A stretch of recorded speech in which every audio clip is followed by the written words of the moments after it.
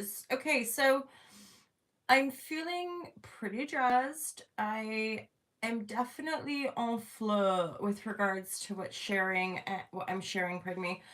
And this morning I feel like talking a little bit about our astrological natal charts and my experience of working with astrologers and tracking my personal transit chart. So, transit chart is when you're looking at your personal natal chart and the current astrological transits and how those transits are aspecting your chart. And it is amazing to ingest and, learn loads about astrology, but, evolutionary astrology, or the way I look at it would be like we want to be using tools that enhance our awareness, that allow us to make better choices, that point to the greatest teaching of the knowing thyself, to thine own self be true, right? From a loving perspective to heal our hearts and our bodies and our minds. And, in a sense, be able to look at that highest potential, which would just be like our most elevated dreams and our most loving desire for our personal lives, knowing that that loving desire for our personal lives is connected to the whole, and in service to the planet and the well-being of the planet, which is the well-being of everybody on the planet as well. And so why, if if you're interested, or if that's an inclination for you, why tracking the birth chart and being able to look at birth charts in general to kind of get a sense of just potential outcomes. That's where the idea of like predictive astrology comes in, is that really honed astrologers can look at charts and sort of predict potential outcomes. So what I find fascinating, there's a astrologer called Lori Lythian, Lunatic Astrology, and she talks a lot about the asteroids. And the most recent personal astrological reading that I was gifted by a client, she did say you're very strong, which is representative in the grand. I have two big grand cardinal squares, and squares, those kind of elements, especially cardinal ones, are really indicative of uh, difficulty, like super dupes challenge, but designed by my soul, which is where I've written in the stars, is that the more I'm looking at astro charts and getting these intuitive downloads and looking at astro charts of clients and all that kind of stuff, I'm um really witnessing how we, like, all these things in our multidimensional reality, we choose, and we have access to, you know and looking at birth charts, you can see indications for things like wanting to have a successful career, or being ambitious, or being in the spotlight, being seen, being known, having a potency or an awareness of transformation and rebirth cycle, death and rebirth cycle. Um, More recently, I've learned as well, like, so I have Scorpio 10th house, or my midheaven is in Scorpio, and that's relevant as far as like sharing what we're frightened of sharing, sharing secrets, sharing vulnerability, sharing that death rebirth process, right? Is part of my MC. It's part of my midheaven. It's how, I'm meant to express and be seen in the world. I also see it as sort of the esoteric, um, the magical arts of alchemy and death and rebirth. So we can start to look at our birth chart, and interestingly, when I pulled up some of the main asteroids, it is wild because I have the asteroid Amor, which is love, on my natal Chiron. And depending if I'm looking at Placidus or um, whole sign, that's either in the fourth or the fifth house, which is to do with my mother wounding, my roots.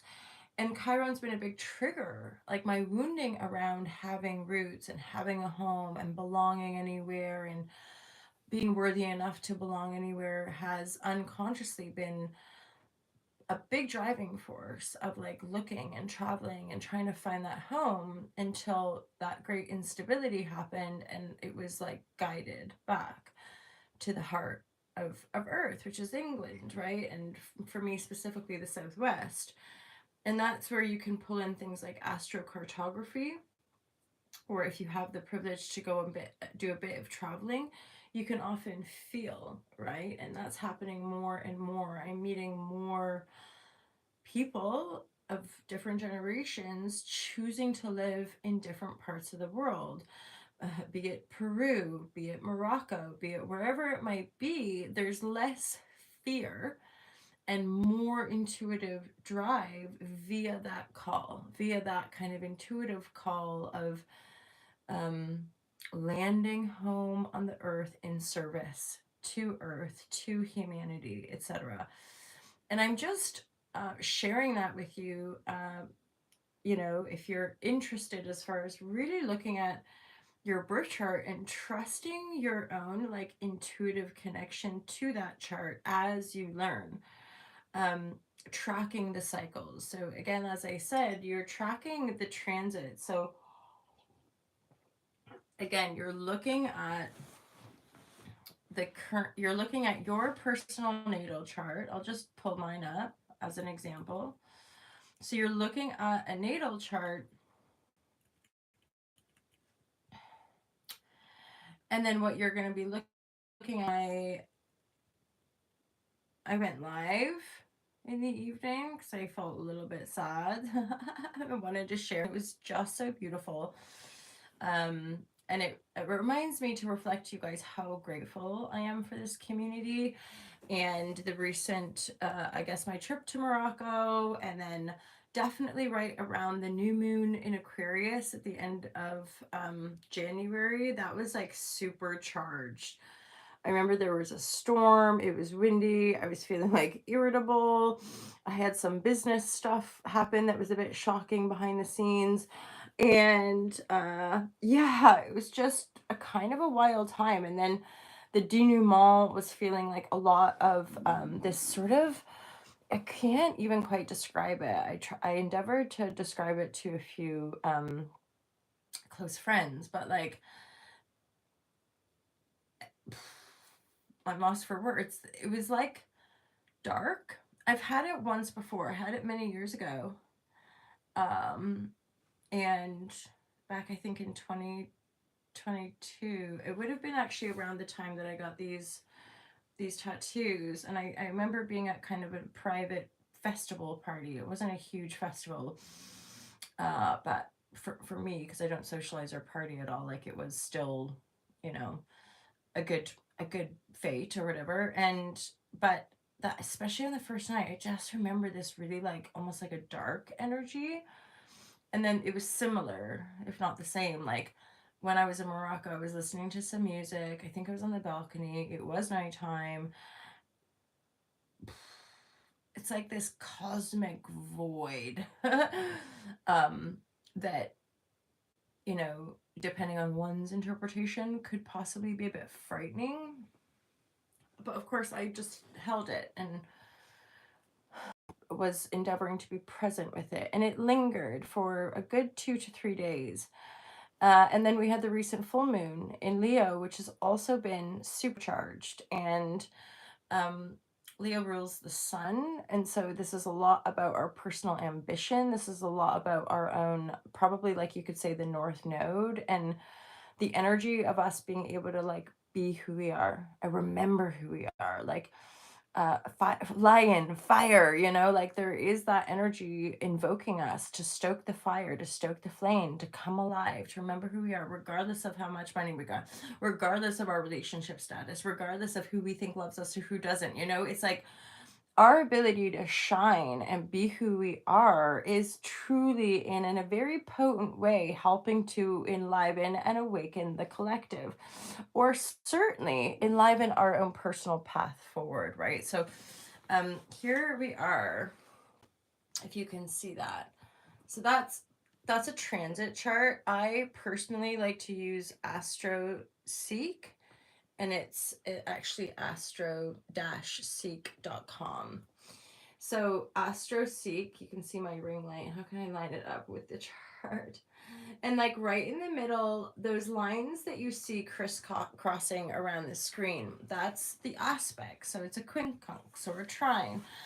Um, my personal experience is like conjunctions, and the closer they are, um, the tighter they are to a planet aspect wise, so orb.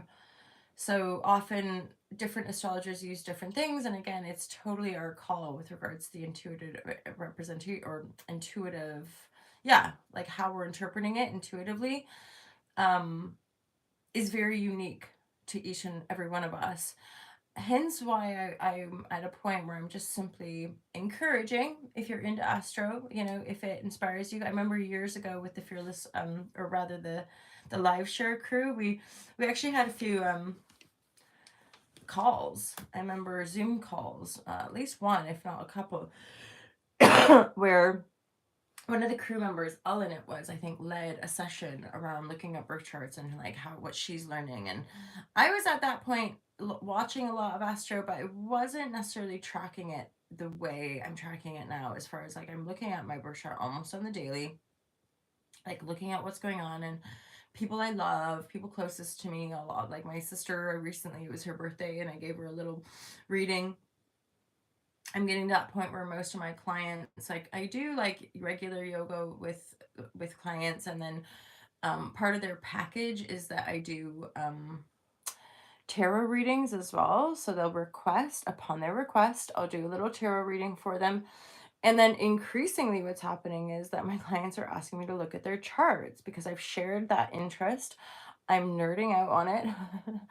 I don't watch the news or TV, but I watch astrological updates, right? So I'm constantly tracking and like interpreting via my own chart and seeing how profound, like, and knowing that it's that aspect of co-creation where it's by design. Like I've chosen this chart, I've chosen this life. I have Saturn really tightly squaring my nodes, and that is known to be really, really challenging. But the point of the challenge is so I don't miss the opportunity. It's like, you're not going to fucking miss it this time. We're going to force you, and that comes through feeling, that comes through bumping up against other people.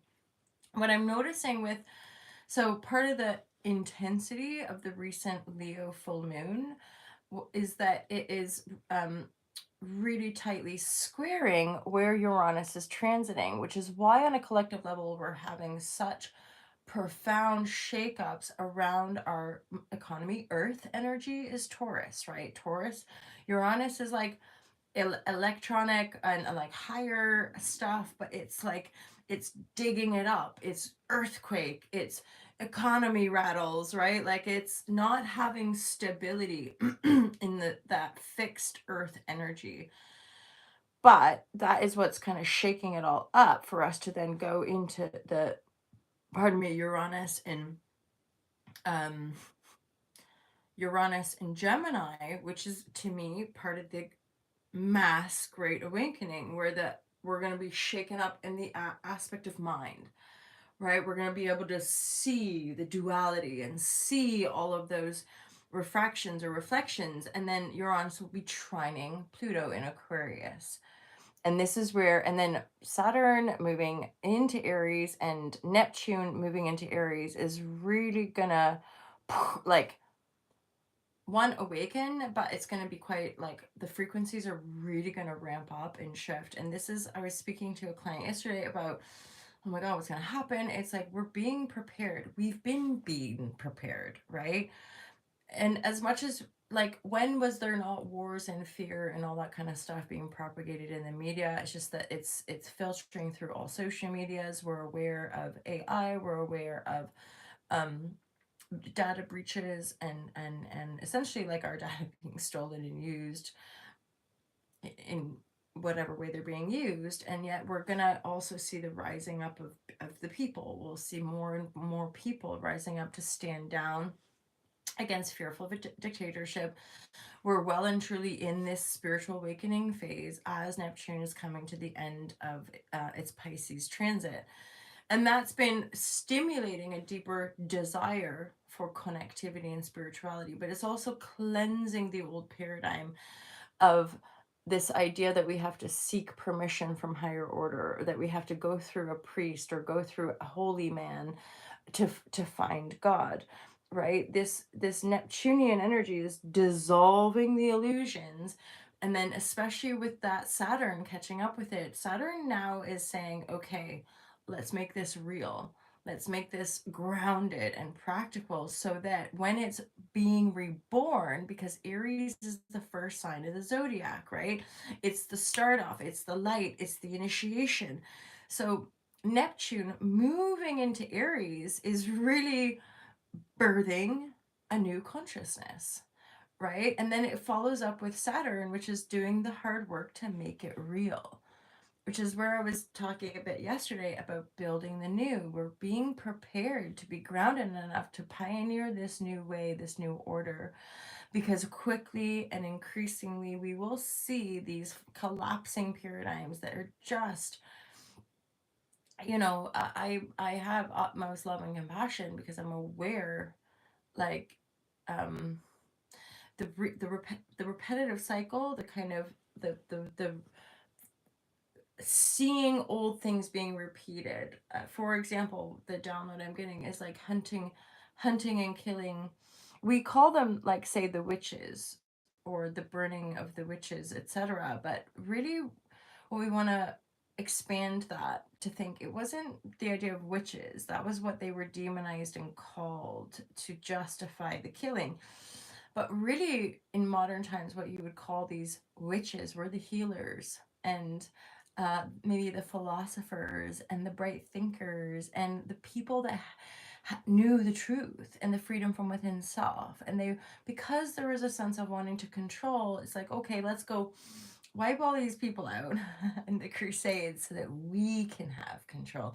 And what we're seeing is the denouement, right? Like the continuing rollout of that colonialist control paradigm, which is just a small percentage of creative control, to then usher the awakening and usher the new age, right? Which is a greater and higher harmonic on this planet eventually. And technology is part of that. I'm randomly getting a vision of like the Jetsons. Technology is a part of that, definitely. And it's about learning the lessons we need to learn and staying grounded and practical, so that as we continue to move through into this new age, we're going to be using technology and like maybe alien technology and stuff to actually build that new earth and create it all together. And essentially those darker, less powerful forces are just going to be humbled and or have karmic lessons, which will bring down that authorship or that level of dictatorship and that level of control. Why? Because it's not where the Earth's energetic is moving to. The Earth's energetic is moving into a part of the cosmos that is a higher harmonic. That's just written in the stars. It's written in our zodiac wheels, right? And part of why it all seems so fearful and like frightening and terrorizing and like is because it's coming to an end. It's like the final battle is always the biggest one and the ugliest one and like the most frightening, and holy fuck, that's a huge army, and oh my, you know but it's also that miraculous forces come in to support and come in to save today. And this is what a lot of us are going to be experiencing now, are these higher vibration, these miraculous. Because why? Because in my experience anyway, because it's been guided by a miracle, because I'm aware in my own journey, like none of this was controlled. This is all just divine guidance. This is just all like listening to the heart, being with it, healing ancestral coding, believing that we can change, believing things can be different, believing in our abilities to heal, and slowly but surely chipping away and breaking free from a corrupted matrix system, right? Well, I actually have to cut this one. Let me know if this was useful to you guys. This is just an inspired share. on my Saturday morning before I do some yoga with some people. And yeah, let me know if you enjoyed that.